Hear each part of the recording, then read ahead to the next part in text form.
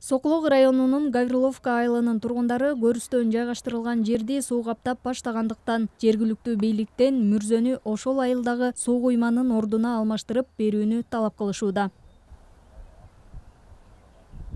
2005 жылы бизде 2005 жылга чейин бизде таза суубуз бар болчу.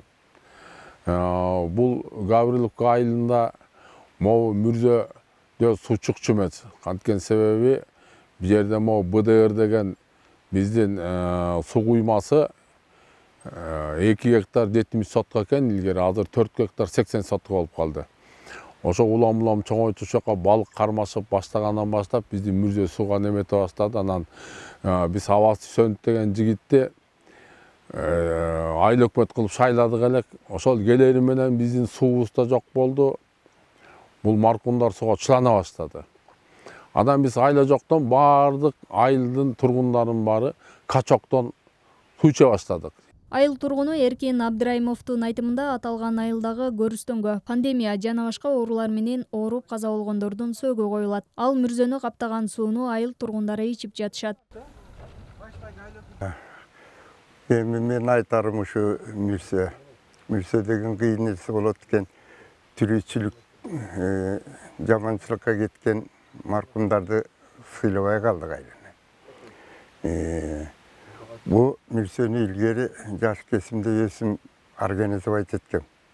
Илгери 2 киши өсүм ошондо баш болуп, башка улуттун элдери турчу эле бир тобу кетип калды. Ошондо мен ошолорду организовать этип, ушул жерде араңдан сорго алып, мусулмандар сөөгүн койгонго жери жок учур болгон экен ошол убакта. Ошондо тырышып ушуну алдык эле. Ал убакта жер кургак эле. 2,5 метрден кийин суу араң чыкчу. Нормальный көмчүбүз. Кыргызча, мусулманча. Азыр башкача болуп калды. 1,5 метрден кийин эле суу чыгып, бул өлүм деген жаман экен. Айнекте болгон жаш балдар кетти. Айнекте болгон кыздар кетти. Кар болсо мейли, эмне болсо дагы ушуларга чыдаш кыйын экен.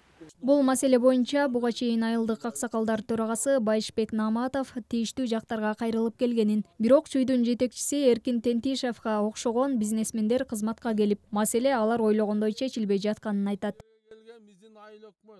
Андан мурда кайсы оорулар менен коюлган бияка. Ошонун баардыгын биз суусун ичип аткан элди ойлобой, булар бир СПК Шопоктун председателинин кызыкчылыгын ойлоп, ошондой элди ойлобой аткан жагы болуп атат. Мындай айыл өкмөттөрдү биз айтып атабыз. Азыр революция мына октябрь айында катышып, аксакалдар да катышып кылдык элек. Биз ушуларды кайра келип иштесин, кайра ушулар ушундай башаламан кылсын дегенди биз каалаган эмес элек. Ушундай болуп атат бизде. Биз аябай муктаж болуп атабыз. Мына азыркы Садыр Жапаровдон дагы суранып кетели, Мариповдон да суранып кетели. Айланайындар бизге жакшыраак адистерден коюп берет. Өзүбүздөн мына могу жерде иштей турган балдарыбыз бар. Мындан улам Гавриловка айылынын айыл өкмөтүнө барып, аталган маселе боюнча суроо салганыбызда бул иштин чечүү жолдорун карап жатканын айтты. Боюнча БДР мен өзүм берге ушу башчы болуп келгеним 2020 жылы сентябрь айынан бери айыл өкмөт болуп шайланып келгем. Бүгүнкү күндө мен келгенден баштап эле бул БДР маселеси туулуп келатат да. Бул БДР болсо 379 контурда бизде жайгашкан, Гавриловкада. Бассейн декадного регулирования деп союз үчүн атайын ушу айылда мерде биздин жергиликтүү элге сууга толтурганга курулган экен да. Анан бул БДР могу 2017 жылы сатылып кетиптир да. Частный собственностька сатылып, Заводбек Тентимиш деген киши ошону оформить этип алыптыр да.